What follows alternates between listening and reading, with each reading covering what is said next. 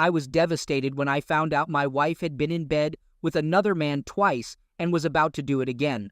I've read about the overwhelming emotions that hit a person when they realize their once solid and reliable marriage is now just a story. When the emotional storm settled, my marriage was unrecognizable. Everything was gone. Trust, respect, admiration, concern, and love had all disappeared. All that remained was devastation, pushing me to give up and walk away. I wanted to end my marriage. There was nothing worth saving. My wife had turned our life into a pile of garbage. Susie and I had a bad fight about remodeling our living room. She thought the furniture was old and wanted to redecorate, but I explained it was only 2 years old, expensive, and not worth replacing. She insisted on something new, and I may have made a mistake by suggesting she was tired of me. She sarcastically said she might go to bed with someone else, and in anger, I shouted that she should decide what she wants, but not expect me to wait for her. When she mentioned she should have married Bill instead of me, I got furious, yelled that I never wanted to hear her name again, and refused to buy new furniture. The argument ended, and I left for the club to cool down. Bill had always been my main rival, the golden boy in our community. He once had his eye on my wife, but she chose me. Though they met during a short separation, he almost succeeded in winning her over. Despite my hard work and success, Bill's seemingly effortless prosperity made me jealous.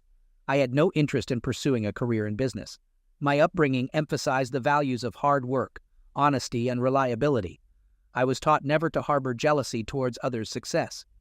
Despite these principles, a certain sensitivity lingered within me, particularly concerning Susie. The memory of their first meeting and the way he touched her remains etched in my mind. Around 9 in the evening, my home phone rang on my mobile. Deciding to let it go to voicemail, I avoided speaking to my wife. Stress and a few beers fueled my decision. I feared uttering unpleasant words that I might later regret. Upon listening to the voicemail, the message conveyed an apology for an earlier exchange. The caller urged me to contact Susie since I wouldn't be returning home soon. The message hinted at going out alone, concluding with a cryptic remark, "It wasn't enough." As I began to recover from our earlier dispute, anger resurfaced. Pouring another beer, I consumed it hastily before setting out to find her.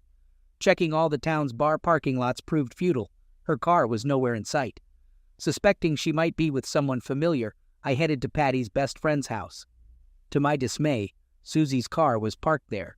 Dave, Patty's husband, greeted me at the door, mentioning the night out and their decision to go bar hopping. When I inquired about Patty's car, he confirmed their presence at a bachelor party. Determined to locate them, I visited the bachelor's place, discovering Patty's car in the parking lot. Contemplating a direct confrontation with Susie, I opted to sober up in the car before taking any action. Around 11, they emerged from the bachelor's place and departed in Patty's car. Following at a discreet distance, they made their way to a downhill bar, as Dave had suggested. Observing from the parking lot, I anticipated their move to the next location. At precisely 11:30, they arrived at what seemed to be their final stop, a pub and a hotel. Concerned about Susie's intentions, I realized I needed to find out more. Attempting a makeshift disguise with a baseball cap and a plain t-shirt from the trunk, I sneaked into the pub. Despite not being completely sober and my failed attempt at anonymity, thanks to my name on the t-shirt, I figured it was better than no disguise at all. Inside, I spotted Susie with Bill, seated at the back of the bar, engrossed in conversation. Seeking a discreet vantage point, I noticed an empty bus behind Susie. Silently moving there, I overheard their entire conversation, except for a few whispered moments. Susie thanked Bill for coming, and he reciprocated the sentiment. Bill reminisced about their time together 7 years ago, and twice since my marriage to Susie. Their reunion tonight seemed driven by a desire for revenge after our earlier fight. As I listened, the painful truth unfolded. Susie had betrayed me twice before and planned to do so again tonight. Despite her professed love, her actions revealed a selfish and indifferent nature. Her motive wasn't love. It was revenge, shattering my perception of our relationship. The conversation left me devastated, and I realized I no longer loved her. It was a profound loss, and I nearly succumbed to tears, accepting that it was over. I waited, contemplating how much time would elapse before they proceeded to the room. The words exchanged between them hinted at Susie's readiness, and I could almost envision the smile on her face. Aware of her presence based on their conversation, my anger simmered beneath the surface as they stood up and made their way to the elevators. Suppressing the urge to lash out physically, I trailed them to the lobby. Uncertain of their exact floor, I approached the receptionist and requested a call to Pill's room.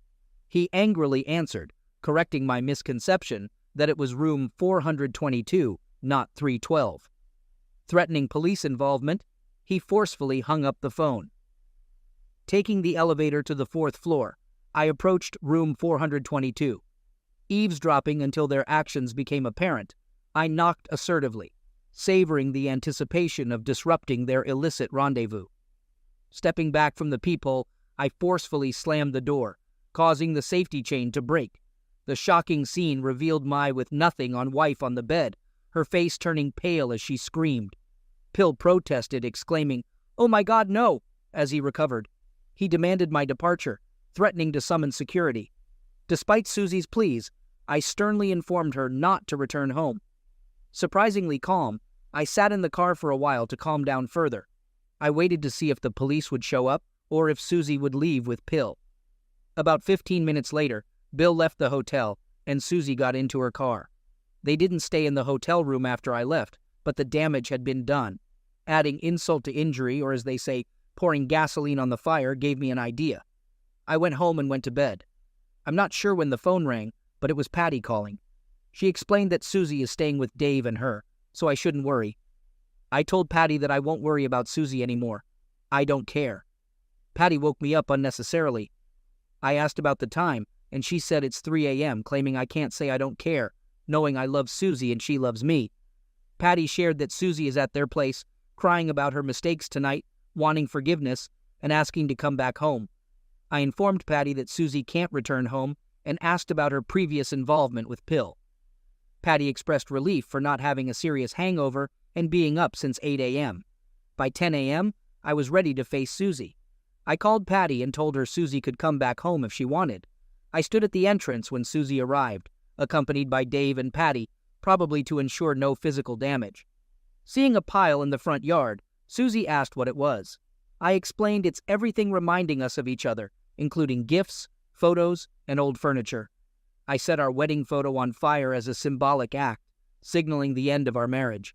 Flames quickly engulfed everything, leaving only ashes and charred furniture frames. I told Susie she won and hoped it was worth it. Our marriage is over, and she can take everything. I don't want anything and hope not to remind her of me. She'll get details from my lawyer. Shortly after, sirens approached, police arrived, and firefighters extinguished the remaining embers. I apologized for the trouble, clarifying I burned the remnants of the marriage. I was taken into custody. As they led me away, I saw Susie crying. I spent a couple of days in jail, and a psychiatrist was called to assess my mental state. They discovered that I was distressed and devastated, but still mentally sound, surprisingly. They might have released me earlier, but they wanted to observe me for a few days just to be certain. I paid the bail and retrieved my car from the office parking lot, where I had stored the things I wanted to keep, mainly clothes and personal items. Then my trial began, and I admitted guilt to all charges, receiving a $5,000 fine plus court costs. It was a small cost to end my shattered marriage. Susie contested the divorce, persistently leaving voicemails on my mobile, pleading for forgiveness and reconciliation. Despite the $5,000 cost, I never heard from her after leaving a message on her home phone, expressing that while she claimed it meant nothing to her, it meant everything to me. The divorce was finalized, and I gave her everything she desired just to put it behind me. Pill's wife discovered the situation, divorced him, leaving him in a difficult situation. Susie wasn't the only wife he had comforted during marital troubles. A couple of weeks after finding him with his wife in a hotel room, I encountered Pill in a bar. I suggested he might face a serious accident when his divorce was finalized, and he started selling off his remaining possessions. Soon, he left town, and not many people seemed to miss him. Occasionally, I bump into Susie on the streets, and she apologizes, asking if I'll call her to talk. I just nod and walk away. To this day, I haven't called her, though she continues to ask. Maybe someday I'll decide to call her. Story 2. My wife and I have been together for 2 decades. We first met during our freshman year of high school and have been inseparable ever since. We shared many milestones, from losing our purity to each other to attending prom and even going to the same college after graduation.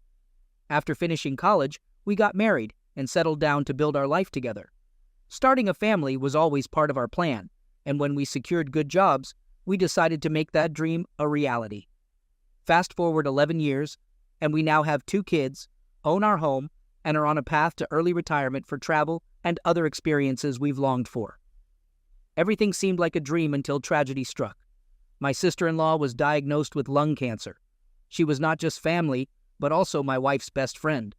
My wife supported her throughout her fight against the disease, but sadly, she eventually passed away. It was a devastating blow to our entire family, my wife especially. My sister-in-law was a beacon of light in our lives. My wife took it the hardest because they were incredibly close, sharing everything from shopping trips to personal secrets. I stood by my wife during her grief, helping her navigate through the toughest period of her life. After about 6 months, she started to recover. During her mourning, she read through her sister's journals and notebooks, trying to understand the emotions and provide support.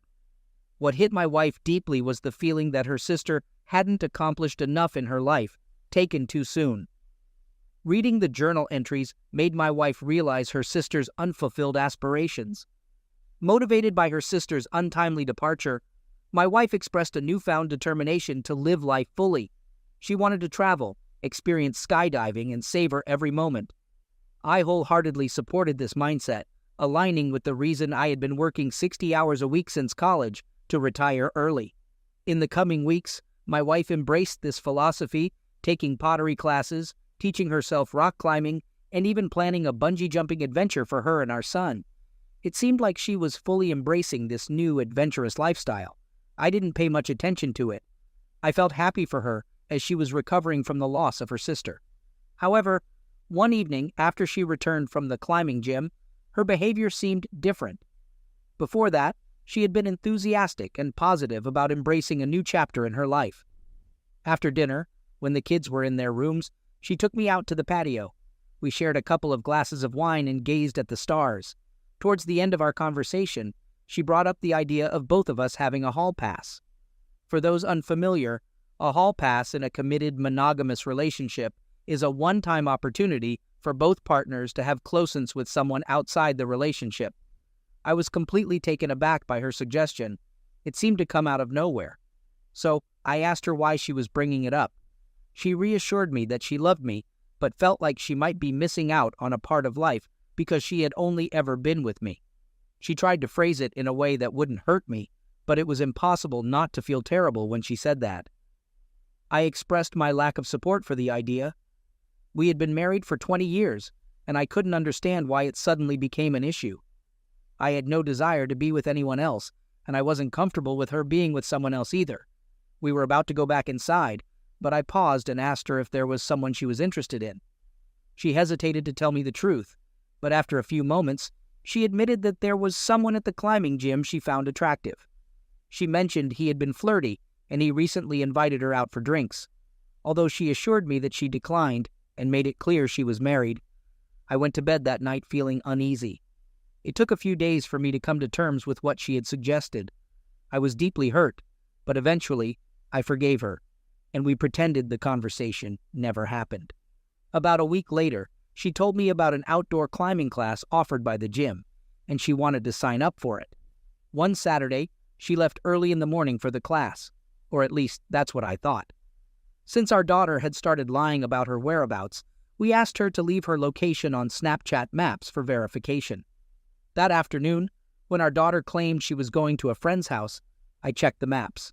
Everything seemed fine on our daughter's end, but I noticed my wife's avatar was in the heart of the city. I was a bit perplexed because I had been informed that she was heading to a park about 30 minutes outside of the city. Checking the location, I discovered she was at a bar. I tried to make sense of it, thinking she might be hanging out with people from the climbing gym after their climb. However, a sinking feeling in my gut couldn't be ignored, recalling what she had mentioned about a guy from her climbing gym inviting her for drinks. Wondering if she was there with him wasn't too much of a stretch. I was home alone, and the bar happened to be about a 15-minute walk from the house, so I took the dog for a walk, keeping an eye on the map. Upon reaching the bar, I peered through the windows and saw my wife sitting at a table with a man, leaning close and smiling as they chatted for 2 years. The man reached across the table, holding my wife's hand, and she allowed it. While hand-holding isn't necessarily cheating, it hinted at something more. I went home before my wife spotted me there and waited for her return. Throughout the wait, I was undecided on whether to confront her or investigate on my own. When she came home and, before saying anything to me, went straight to the shower, I tried to initiate a conversation, but she dismissed me, citing post-climbing sweat. This confirmed in my mind that something had happened while she was with that man. She had left her gym bag near our bed, and I noticed her phone was still inside. I pulled it out and searched for information about the man, checking her text messages. I found a chat with an unsaved number starting about a week before she asked me about the hall pass. Scanning through the messages for keywords indicating an affair, I found a few exchanged pictures and explicit messages. Then I saw plans for them to meet at the bar, even coming up with a lie to tell me and his partner. I had no idea who the guy was, but I discovered him by checking the climbing gym's social media, where he was clearly featured in some pictures. He was tagged in everything, and through some digging, I learned he was married with a newborn baby. I was disgusted by what I discovered. Hurt doesn't even begin to describe the pain I felt. I had been with my wife for 20 years, and she was willing to throw all of that away because she wanted to be with another man. I was furious and utterly disgusted by the reprehensible actions of both of them. At the end of their message chain, there was the name of a restaurant, along with a date and time. A week had passed since I found out my wife was cheating on me, and I devised a plan to catch her in the act. While contemplating it, I realized that the wife of her affair partner deserved to know as well. On the day of the planned meeting, I sent a dozen roses to the partner's wife, including details about the restaurant on the card.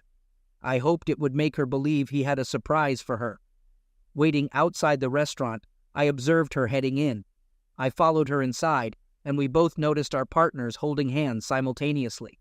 She hurried over, started yelling at him in front of everyone. My wife was surprised to see me, but she quickly got up, insisting it wasn't what it seemed.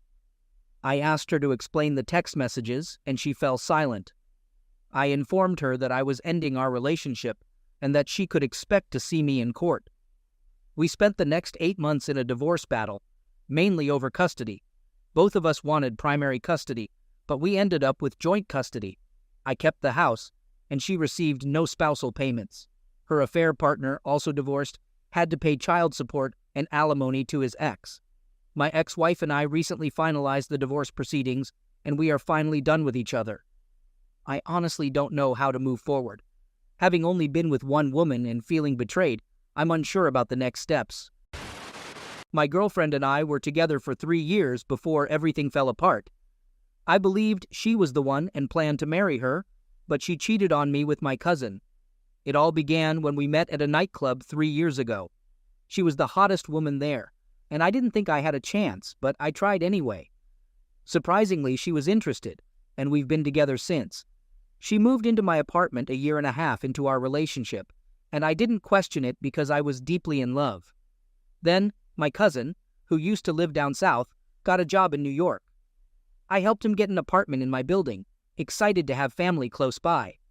We were good friends, often playing games online. I thought it would be nice having family nearby once he settled in, and we hung out quite often. He never hid that he found my girlfriend attractive, but I never thought he'd act on his feelings. I never noticed anything going on between them while I was around. They respected each other's space. A few months after he moved in, I was grabbing coffee with a friend, and my cousin showed up with his new girlfriend, who happened to be my girlfriend's work friend. We tried to set them up at a party, but it didn't seem to be going well. They were keeping things low profile, not wanting to pressure their relationship. Finding it amusing, I wanted to surprise my girlfriend with the news. I texted her to come to the cafe for a surprise, but she replied that she couldn't because she was hanging out with her friend. Ironically, the friend she claimed to be with was sitting across from me at the cafe. She lied about her whereabouts, and I, in turn, lied to my friends about her having a migraine. When I got home, she was nowhere to be seen. However, I noticed makeup on the bed, and she had clearly tried on a couple of outfits. I felt really nervous, thinking something was going on that I didn't know about, and I needed to talk to someone. I walked down the hall to chat with my cousin. Despite loud music playing in the background, I knocked on the door persistently until he heard me. After some shuffling, he opened the door, trying to dismiss it by saying he had company and would come over later. Once again, I had no reason to believe my girlfriend was cheating on me with my cousin, so I didn't assume it was her in there. It only dawned on me when I saw a shirt I bought her for her birthday on the arm of the couch behind my cousin. I played it cool, nodded my head, and returned to my apartment immediately. Once there, I searched for any other signs of cheating. Eventually, I went into her laptop, checking her Facebook messages with my cousin. Doing that completely shattered my heart. In the messages, my cousin asked her what she liked about me. She mentioned finding me funny with a good personality, but he insisted I wasn't her type, claiming he was. My girlfriend didn't disagree. They were extremely flirty, and at one point, she messaged him the classic "just got out of the shower" message. After that, they exchanged suggestive pictures with very explicit messages. Earlier that day, my cousin had messaged her, expressing his inability to stop thinking about her and his need to be with her. He instructed her to come up with an excuse to visit his apartment, and she did. Realizing it was over between my girlfriend and me, I decided to cut my cousin off entirely from my life, leaving no trace for everyone I knew. I captured screenshots of everything I saw, sending them to myself just in case my girlfriend attempted to lie. Fortunately, my name was on the lease, and hers wasn't since she moved into my apartment. This meant I could at least kick her out. When she came home a few hours later, I immediately told her to leave.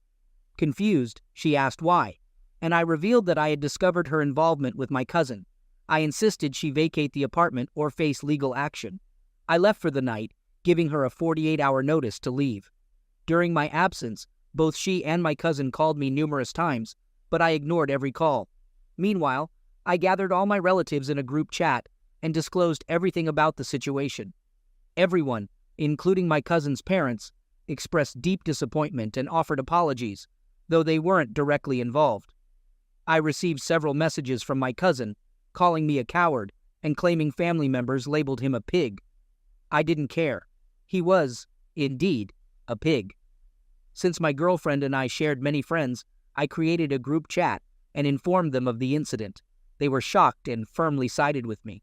Some girls in the chat revealed that my girlfriend had tried to call them seeking a place to stay. Despite feeling bad, they declined, as they didn't believe her actions were justified. Returning 2 days later, I found my girlfriend had left the apartment. Unsure of her whereabouts, I discovered that she stayed with my cousin. However, their personalities clashed, and he kicked her out after a week. After that, I lost track of where she went. I guess I learned that you really can't put your trust in just anyone, not even family. I'm Jason, and I had a 5-year relationship with my ex-girlfriend Bella. We met at a unisex salon where she worked as a hairdresser, and we hit it off from the start. Although I liked her initially, I never expected our connection to grow into a deep love. After several visits to the salon, I gathered the courage to ask for her number, and she agreed since we were already familiar with each other. The typical story unfolded. We went out, got to know each other, and eventually fell in love. Our decision to not rush into settling down early stemmed from my past heartbreak with an ex-girlfriend. I wanted to take things slow with Bella. After 5 years of dating, I felt it was time to make our commitment official. 2 months before the wedding, Bella surprised me with the news that she was pregnant. While it wasn't part of our original plan, I welcomed it as a blessing. Initially, Bella and I had agreed to wait 3 to 4 years after marriage to have a child. She had experienced 2 feticides in the past, and I wanted to avoid that for her. Despite the unexpected joy of impending parenthood, planning a wedding and expecting a child simultaneously wasn't easy.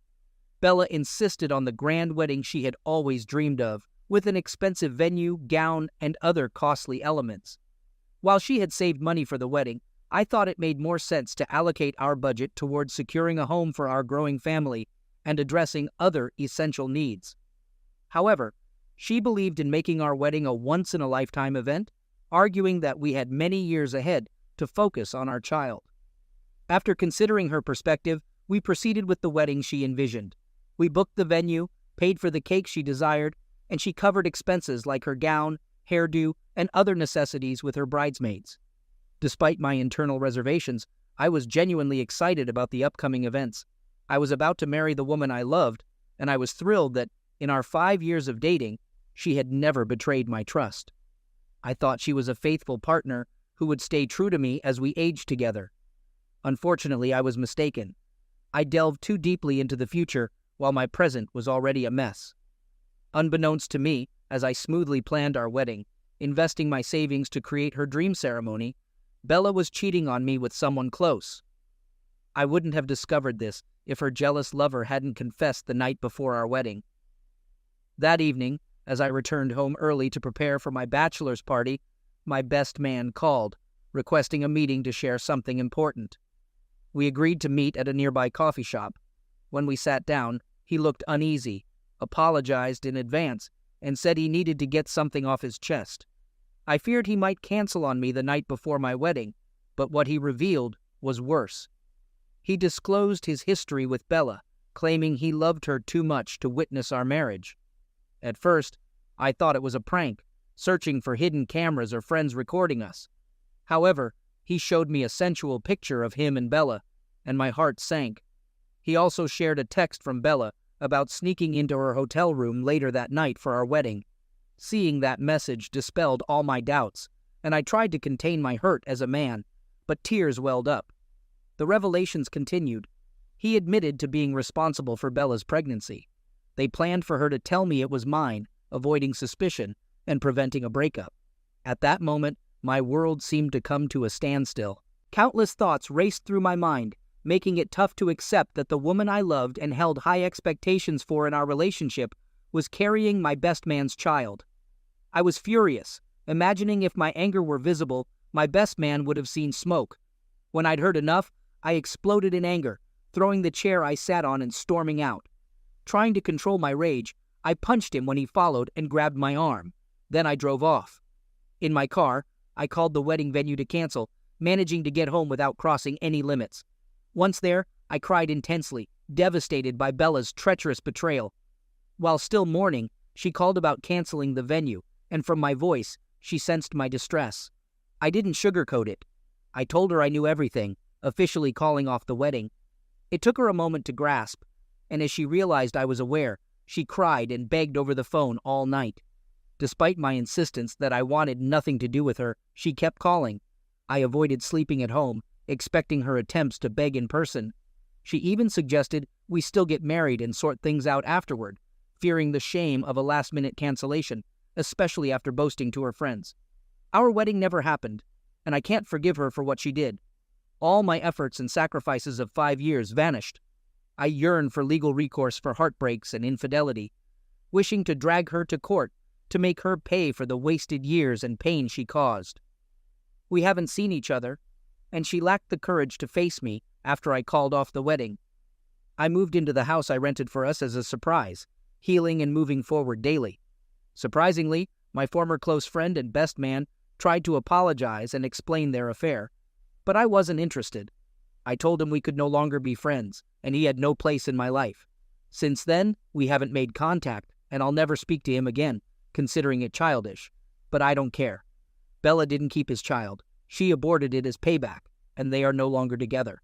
I've learned my lesson, and won't love deeply again. At times, I wish I had invested my resources and sacrifices in my life, a far better use than wasting them on a promiscuous woman. But as they say, where there is life, there is hope.